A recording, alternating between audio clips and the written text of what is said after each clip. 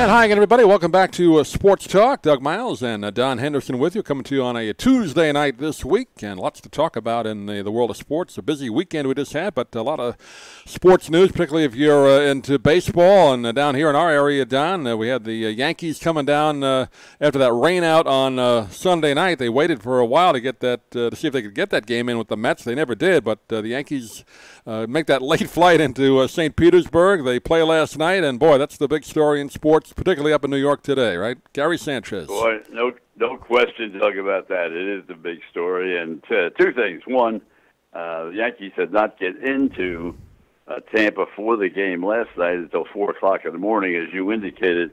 For those folks that weren't watching on television, it was a long, long rain delay. They did not want to call the game. They wanted to get it in, but it was impossible. They just couldn't play. So they had to wait, and then you get at Tampa until 4 in the morning. Then they played last night, played sort of a raggy game. But at the same time, Tampa's now won 5 straight against the Yankees. And also, not only that, but, they're 5-5 on the series. So the Yankees have had a lot of trouble with Baltimore, a lot of trouble with Tampa, and their teams are supposed to beat.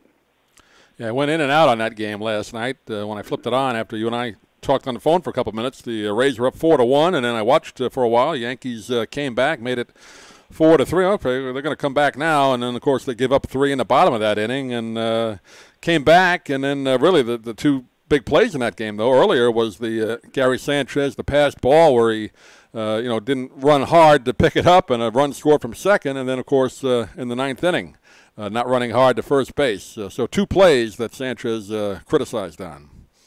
Yeah, I think Boone's covering a little bit. He put him on the DL today, and he talked about it on the postgame show last night. I don't have a chance if you had a chance to see it. I didn't see that, no. Yeah, he talked about it, and he did a very, very good job of covering for what happened. Well, I was looking at the play at third base. I didn't see what was going on behind the plate as far as Sanchez was concerned. And then the play that he didn't run out at first base, I was looking at second. I really didn't have a chance to see what was going on the base pass. he did a really marvelous job of covering it up and not embarrassing his player. But today they sat him down and put him on the 10-day disabled list. Yeah, it's working out for him. They said it's a sore groin, so he'll be out for a while. But boy, they were criticizing the heck out of him on ESPN. Again, you saw up there, probably heard some of the Sports Talk radio. Some guys were saying, "Oh, I wouldn't let him play. If Billy Martin was alive, he'd be do a Reggie Jackson with him, pull him right off the field and all that kind of stuff." But now the pass ball play, he didn't run hard after it, but I think he was looking for it.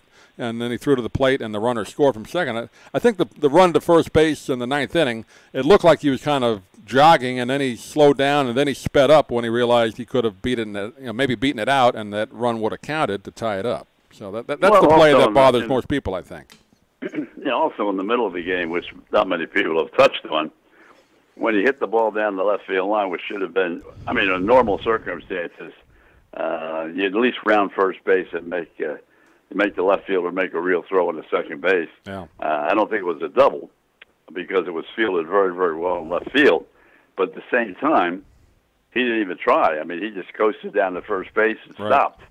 And so nobody was mentioning that all day. But to me, that was where it was just as obvious as some of the other things he did was the ball that he hit down the left field line, which, as I say, he's not a speed demon, so I don't think it would have been a double.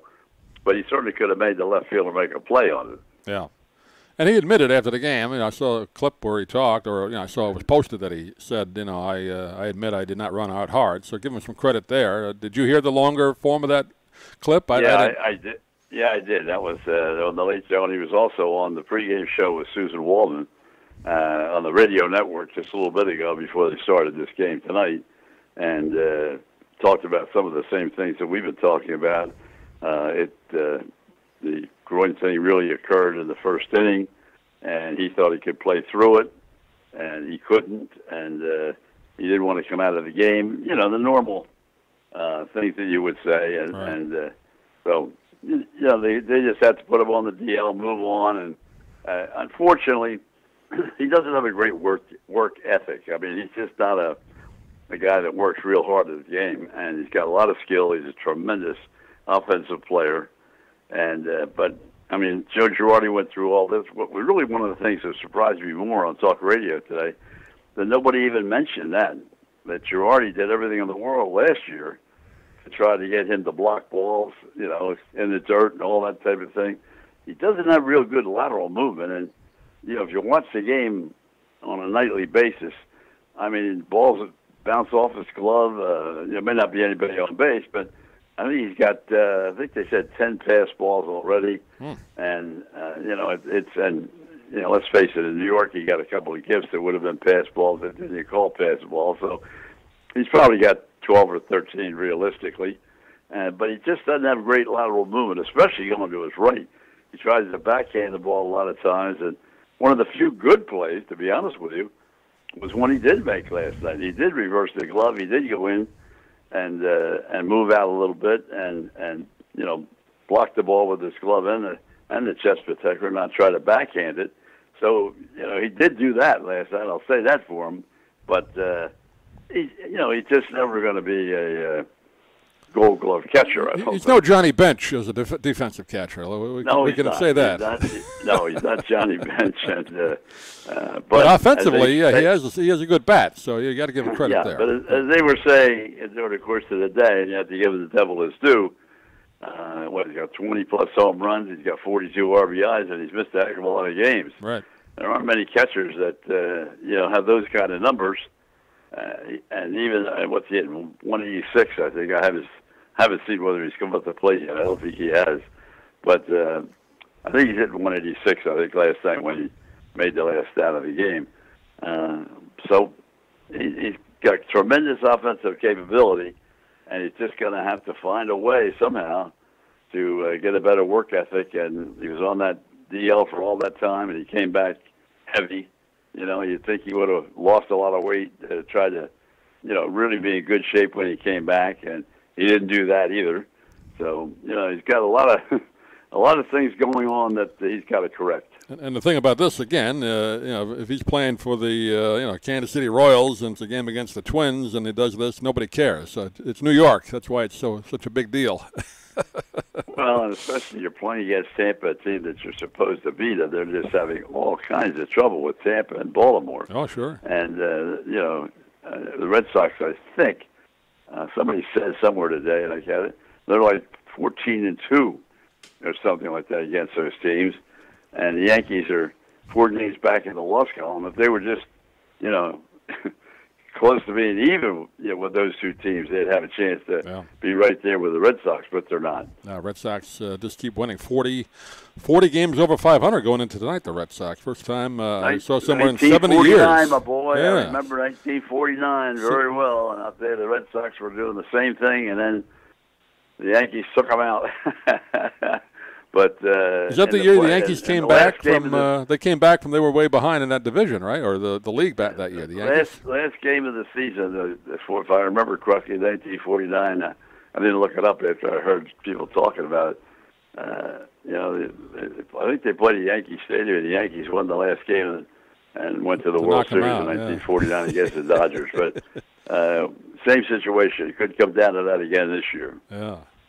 So anyway, you're raising the Yanks a couple more games here in our area for those of you around the country. Not a great crowd last night at the Trop for a Yankee game. Usually more Yankee fans come down, but that could have been a situation where they'll come in tonight and tomorrow. A lot of New Yorkers fly down and see that, but not a great crowd last night. So. Well, not only that, but they train in Tampa. There are a lot of Yankee fans in the Tampa area, and I think, again, I watched the whole game, and I believe they said 12,800, but I'm not sure. I think that's what they announced. That was generous if they said that. Is that right? It didn't look like there looked like a lot of blue opening seats there, blue seats, but it's hard to tell on TV, and when you look at it on TV, there are a lot of gaps. Yeah. But that's what they announced. 12,000 would be a little bit short of half, right? Yeah. It holds 32. Well, it actually holds about 44, but they always tarp that top off, so it's about 32. Oh, yeah. Well, 32 is the official capacity. Yeah, we don't count that because when they build the new one, even when they build the new stadium, it'll be 28. Yeah, they only want 28, so they're not looking to build up to a 40,000 seat stadium. I know you guys on the Wednesday show that you're part of did a whole thing on that. We'll do it as we go along, as it gets closer again, maybe for more news, but we won't belabor that tonight. But again, the Rays looking to build a stadium in downtown Tampa area, Ybor City. So that's. I'll tell you, just to throw an oar in the water for a second, a lot of conversation. We've talked about it, a number of times over the last couple of years. And they're supposed to put the shovel in the dirt for the new stadium by Belmont. And from all accounts, that thing is really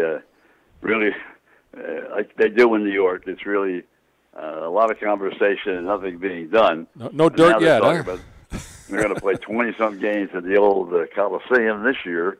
They're going to play the whole season next year at the Coliseum. They're going to expand it to 13,000, I think. Okay. They're going to play the whole season, and then they're going to wait and see whether anything actually happens at Belmont. But they may be playing all their games, hockey games, beyond next year at the Nassau Coliseum. Now, I hadn't heard that they were going to play the whole season the following year. It was going to be like 15 or so this year, and then maybe half the following year. But now it's going to be the full season the next year. Then, right? Yeah, they're talking. At least they were the last couple of days. They were talking about playing the whole half of the 18-19 season and the 19-20 season. Yeah. They would play the majority. I don't know if it's every one, but the majority of the games are going to be supposedly at the Nassau Coliseum. Yeah, I mean, I'd love to see it built at Belmont. It's where I grew up and all that. It'd be interesting. But, yeah, I agree with you. Just knowing how New York works, particularly when it comes to construction, a lot of people have to be paid before it happing. Let's just say that. Well, Cuomo's too busy right now not worrying about the subways and putting the new tiles in the tunnel for, $30 million or whatever they're going to spend on that. Yeah.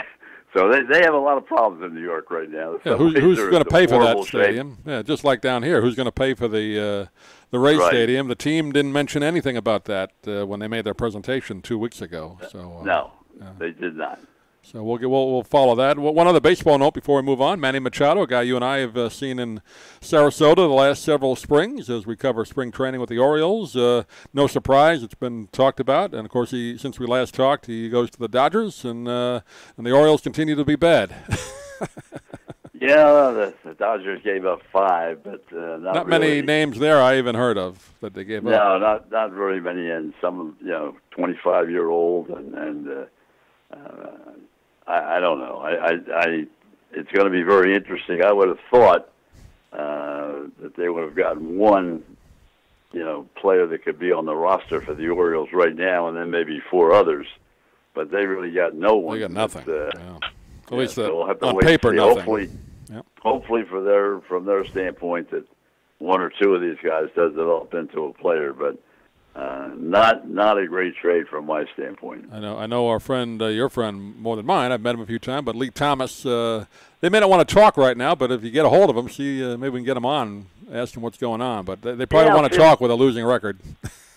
No, nobody wants to talk right now. And of course, as you and I have talked many times, really all through spring training, that Buck's working on the end of his contract. Right. And so obviously Lee is working on the end of his contract too, and Touquette is working on the end of his contract as a general manager. So it depends if they have a clean sweep and everybody goes. Buck's the only one I think that would land on his feet. Somebody would sign him right away to be a manager because he's one of the top 3-4 managers of baseball. But it's going to be interesting to see what happens there because if the owner decides to just we're going to start fresh and start with all new people. And we'll see what happens. Yeah, I've already heard speculation. Some of the, the talk shows you hear that Buck to the Mets if Mickey gets the axe. So who knows? Back to New York for Buck, maybe. Well, I don't think you'd want to do that because they're not very. They have no real pipeline of great talent. The Mets necessarily, except for a couple pitchers. If DeGrom and can hang in there. And how about DeGrom? Is it DeGrom or Syndergaard that had that weird, I never heard of this, the foot, hand, and mouth disease. Have you ever heard of this? Yeah, he was working out. He wants to do a charity thing with kids. Okay, I didn't know what that was all about. Yeah, that's where he picked it up.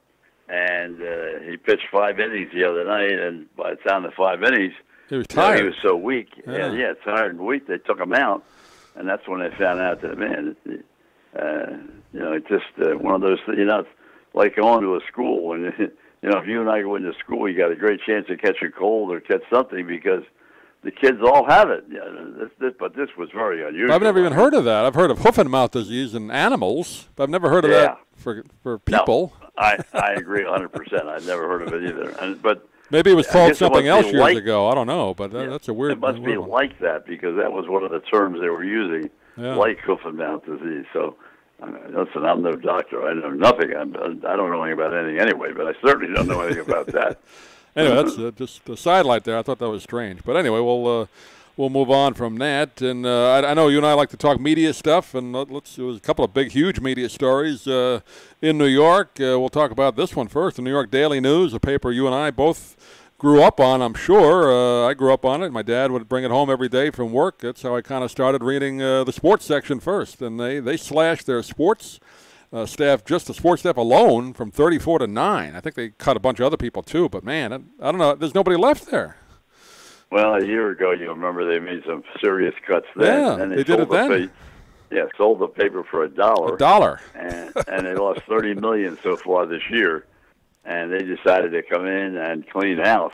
Man. And that's exactly what they did. They came in and took all the editors and all the reporters and all the photographers and just wiped the place out. And they're going to, really concentrate on electronic media now more than the paper and continue to try to cut the losses. But it's a shame when you lose. I saw now in Philadelphia originally, we had the Philadelphia Bulletin, which everybody in Philly reads the Bulletin. Well, that went under. We've had the Philadelphia Daily News is just on a shoestring breathing, and the newspaper business is really having a tough time. I think the parent company, the News, who bought it for $1, was Tronc. Isn't that the company that owns our paper down here, right, Don? The Tribune? I think it is. I think it is. Yeah. Not good if the other people working for Tronc Paper see what's going on with the Daily News. I hope our buddy Doug Fernandez didn't read that story. I'm sure he did. Yeah. Well, the funny thing about that is that and you and I have talked about this during spring training and so forth when they did it. They bought the paper in Sarasota, the Sarasota Herald, but then they went out and bought 2 more papers just before I left. Bought a bunch, yeah. Yeah, to come back here. So in some areas, they're expanding the operation, but in New York City, they're doing just the opposite. I think part of it is it's the high cost of printing. The unions are were very strong, and probably still very expensive. So more so than down in other states. So that's part of the cost, but not all of it. But it's a shame. And that paper really took a sharp turn left politically, too, so they lost a lot of readership when they went anti-Trump about 2 years ago. So that didn't help them either. Well, you just, to me anyway, I know you're a big reader on the computer. I'm not. I look at the computer for information, and but I like to pick the paper up and read it. I do, too. and I don't like to sit in front of a computer and read the newspaper. I don't know. It just doesn't seem like the same thing to me. I don't mind looking at one story if it's something that I haven't seen and I want to see it, or if there's something in the newspaper that somebody's talking about that I haven't seen, I'll go to the computer and look at it. But I get the Post every day. I'm a very loyal Post reader. And I just like to pick up the paper in the morning, have my coffee, read the paper. Yeah, I don't like reading it on. Like I said, I get the Post weekends down here, and then during the week I'll see what Phil has to say, or a couple of other stories online. But yeah, I don't like reading the paper on the newspaper on the computer either. It's just not. Well, the same. Another thing is that with the way things are changing, and I think we touched on this, maybe not on the show, but just in conversation. Phil's having more and more stuff moved into a sort of out of his bailiwick and into another writer.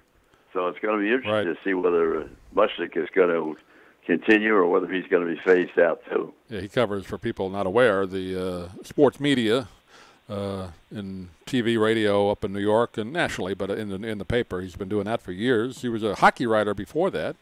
But right. He's been on media. Andrew Marchand, I believe, is the man who is kind of doing a lot more now. He does a good job, but it looks like you said, he's the heir apparent to that column. So yeah, he did the whole thing on the changes at ESPN, and so he's been doing very much. Phil has been saying one of the things he always writes about, and so maybe that's getting, maybe people are getting a little tired of that. Like Sunday's column, he did the whole thing again on, the crowds and right, starting the games later, and he beats the same drum quite a bit, Phil. That is true. Yeah, nobody's sitting in those expensive seats at Yankee Stadium, and Susan Wallman, and they're still saying, "Oh, it's a sellout," and everybody's sitting there looking at the fact there's nobody in those seats, and so that but pretty soon you got to take a different tact. Yeah. Same thing with seat licensing. He does something about that, and this weekend he did a big thing on, which I couldn't say that I agree more, but we're in the minority. They bring these rock guys in there and use all that language. And right. Yeah, they turn around and they fire somebody that says, not like we talked about doing the game, ESPN, young fella doing the game, and talked about Williams, and they fired him, and then they put a band on at halftime, or not halftime, but whatever it is, before or after the game. And all they do is use that language plus. Sure. And the blacks don't seem to mind that at all. Yeah, they're mostly the rappers that have those lyrics, and then they may not do that song on TV, but their records have that. So how do you justify that? I agree. They do it. They did it at Citi Field. I mean, this guy that they had there, and and Phil said, "What? It's a double standard." I mean, right. And he's right. I mean, how can you fire somebody that's a good reporter who's doing his job, who just makes a comparison between guerrilla tactics as an aggressive move and a gorilla? I mean, it just doesn't make sense. Well, how about the Papa John's guy? He says apparently, the N-word, in maybe repeating a story in a business call or something, and he's out now. So how do you justify that? At least he's out with $30 million. He was on the front page of the paper on it. Did he get that much? I didn't hear. I know they were negotiating. I didn't hear what the deal was. I think he walked away with $30 million. Well, I thought he owned the company, but I guess he didn't. He started it. I don't know whether he. He must have had a board where they got control. But man, I mean that's crazy. Right, because the board is what fired him. They're the ones that got rid of him. But it's crazy though. I mean, it was apparently on a business call or something. Wasn't he was saying it as a disparaging thing? I think he was repeating something. Maybe I don't know what it was. It wasn't like he was calling somebody that. But I don't know. You can't say. I guess you can't win anymore. Like poor Roseanne. I mean, now she shouldn't have made that tweet because in the climate we're in today. You're going to get hammered, but she's getting hammered much more than she deserves, I think, for what she did. Well, as I say, it's just a situation where, like the big argument they had at the View the other day with Whoopi Goldberg. Oh, and Judge Janine. Yeah, I saw some of that. Yeah. And the language she used and everything. Oh, terrible. It wasn't on the air, but it was. But to me, there's no place for that. No. Well, anyway, we got off the track there. One sports writer that big name that people might know. He's on ESPN, so fortunately he's got the TV money to fall back on. Frank Isola covers the Knicks for many years. Do you know Frank at all, Don? Or? No, I do not. Yeah. I do not know him, but I don't know. He was there 25 years, but that's what he said yesterday. He's been the basketball writer for the Daily News for the Daily News, and he was one of the guys that they really were surprised was let go. I guess Lupica must have made the cut again. Remember a year ago when they made the previous cuts, they thought he might go, but he's still there. Huh? I didn't hear Lupica's name. I didn't either. I didn't hear Dick Weiss, and I didn't hear Lupica. They were the ones I looked for this morning in the paper, and I did not see either one, or either one. And maybe I'll give Dick Weiss a call. I hate to call him. Yeah, you knew him from Philly, right? He covered the Philadelphia. He was in the Philly paper for years. Yeah, he's a sports historian in football and basketball. Yeah. I mean, he's a terrific guy. Maybe we can bring him on here one night if he's interested. I'd like to have him on. Yeah, he's a terrific guy. Yeah. So we'll see what goes on there. The other media story, of course, we mentioned the Fan before, and one of the show hosts there in hot water again. I mean, maybe not him again, but I mean, trouble again at FAN, and Joe Benigno on another leave of absence after a long vacation. He's not going to be back for a while. if ever. I didn't see a follow-up as to how long he. Oh, they said that in the paper 2 days ago that he was on vacation, but it didn't say that he was suspended. It said they were investigating the situation, and but I did not see a definitive answer as to yes, this is what he did. He is going to be suspended. He is going to be relieved of his job. I haven't seen any outcome. All I saw was the two original stories. One was Friday, I think, and the other was Saturday. Yeah. In the New York Post, and then Phil touched on it again on Sunday. I don't know if you had a chance to see it. I didn't see it because they didn't deliver my paper again, so I had to complain. Oh, to the is that Post. right? Yeah, Phil was very nice about it. He said that a number of people that he has a great deal of faith in at the paper. I did see that. I read it online, but yeah, right. Yeah, and he said that none of them said it was a fraternity atmosphere or, heavy drinking going on. So he at least he supported the station, which he normally doesn't do too much of that. And again, for people around the country that never hear the Fan, it's Joe Benigno, one of the co-hosts, been there for years. One of the saleswomen that had been there for a long time, about 12 years, has filed a lawsuit saying he propositioned her and sent some pictures that weren't great and all that kind of stuff, or showed her pictures and all that. So he's in a sex harassment thing. And then she also accused some of the other salespeople of a lot of alcohol and bad behavior. So that's the situation. But he was supposed to be back Monday. They did announce Friday that he would be back, and then later in the weekend they said no, he's going to take a leave of absence. So yeah, well, as I say, Phil did put one or two lines in saying that people from the station had talked to him, and that they did not feel that the second part of it. They didn't comment about Joe, but they definitely said, because they said it was, or she indicated in her suit that it was not only that, but it was also a very heavy alcohol carried station, and all their parties and everything else were out of hand. And the people that talked to Phil said that wasn't the case. Not been a good last 10 months for the Fan. The Francesa situation, of course, we all know about that. And then Craig Carton, he gets the boot last fall, and he's awaiting trial. And now the Benigno story. So at least Francesa came back, and he's saving them a bit because he's number one again. So that's the only saving grace for the Fan right now. They brought Francesa back, and it's working. Yeah, it really is interesting. And, of course, when you look at the ratings, you have to look at it two ways. One, Francesa did come back and did take over number one, and just by a little bit. But you have to remember that Yes and ESPN together broadcast, with the Yankees and the Michael Kay show is on cable, right? As the FM station and the AM station, so all his ratings go into one pot, right? Whereas in the Yankee case, that doesn't happen that way. Yeah. Yeah, Michael Kay show, who's the competitor, is also simulcast on cable TV, so he gets the that. It's on Yes, yeah. And so I think he starts at 3, and so if you have a chance, obviously you're going to be watching, or at least a percentage you're going to be watching on television, right? And another percentage you're going to be listening to the radio, and they did away with their AM station, and they only have the FM station now, so. The ESPN New York is FM only now? Yeah. Oh. I don't know how they compute how many people are watching or listening to, the one broadcast as opposed to the other. Nobody's ever explained to me how that works. Yeah. It used to be 1050 AM, which the signal is terrible, the AM signal in New York. Yeah, WHN for years. HN for years, right. It never had a great signal. I mean, they used to have games on there at night. You couldn't hear them.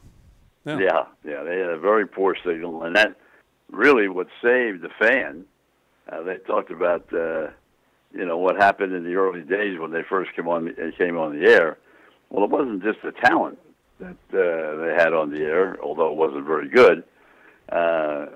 What happened was nobody could hear it. Right. And once they went out and bought WNBC, which turned out to be the Fan 66, then they had a 50,000-watt station. Right, that was the whole. Now you're talking about a different ballgame. Yeah. You're broadcasting the games on 50,000.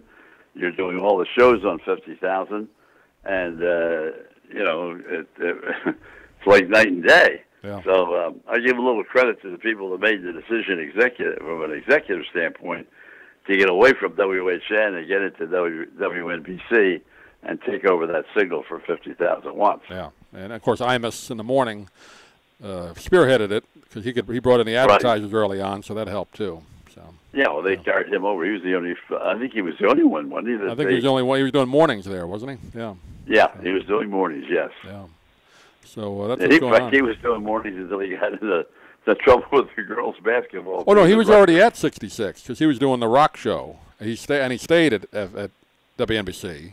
And, oh, is that right? Yeah, because he wasn't on HN. That was I don't know what he was always on WNBC since like '72 or something. So he stayed there, but he changed his show to become more sports and politics. That's how it worked, you know.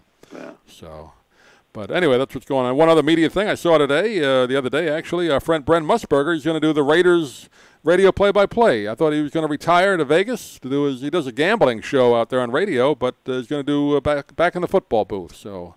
Brent Musburger doing the Raiders games, I think, starting this year. I think he's got a 2-hour show, if I'm not mistaken. I don't know. Yeah, the Vegas sports. When I was out there, it's at the South Point Casino. It's like a studio right next to the sports book, but it's all gambling stuff. Can you get is it on the cable? I don't even know. It's on the satellite, the Sirius. It's I think 204, something like that. Yeah, I've heard it's not bad, but it's very.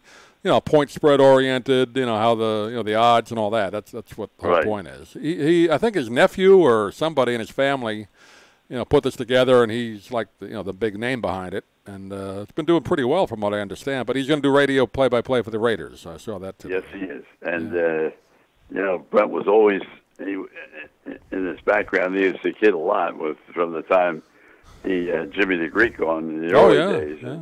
He's very involved. He was always very involved in the point spread. So it wasn't a surprise when he went to decide to open up his own station. He always called them the boys in the desert or my friends in the desert. Yeah, back in the day, and that's where he is now, the desert in Vegas. So doing that, so good for him. I like him. He's does a good show, but.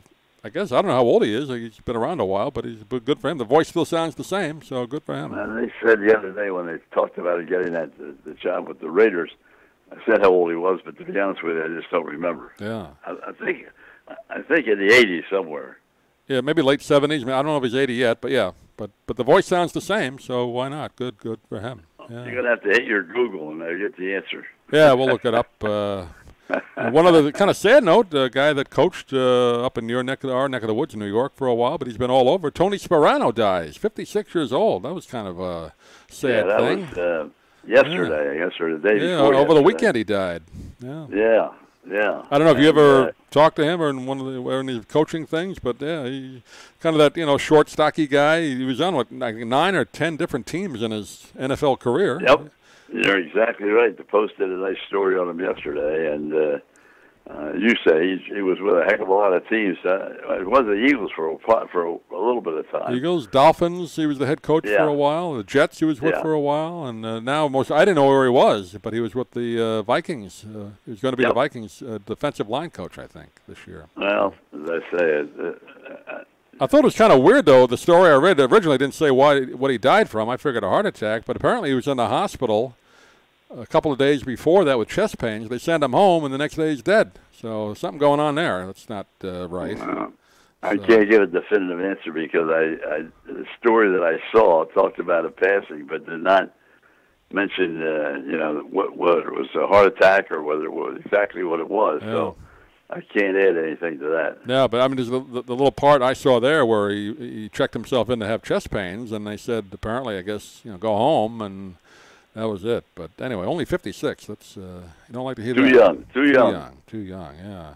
And again, before we wrap it up, we didn't get a chance to talk too much, but the British Open. I'm sure you watched as much of it as you could. I watched quite a bit of it on Sunday, and congratulations to the Italians. They have their first winner of the Claret Jug in Molinari.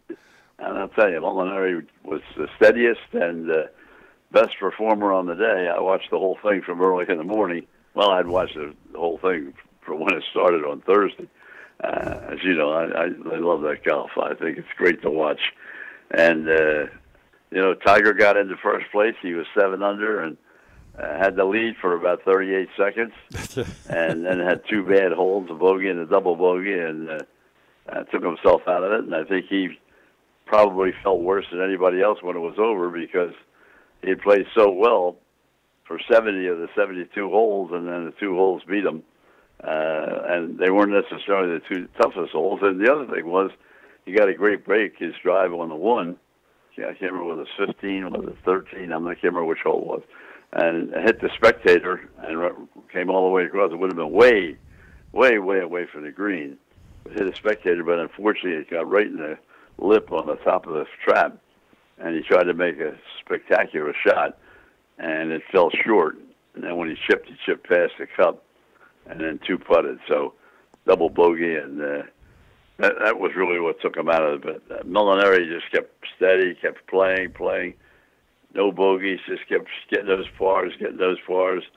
Got a birdie once. He had one birdie in the whole day, and he won it. It was a great tournament. Yeah, very entertaining, and I give Tiger credit. Not a huge fan of his, but give him credit for coming back and hanging in there. I still think there's a little mental issue there when he gets into the clutch situations. But hey, he putted as well and played as well as I've seen him in a while. So good for him.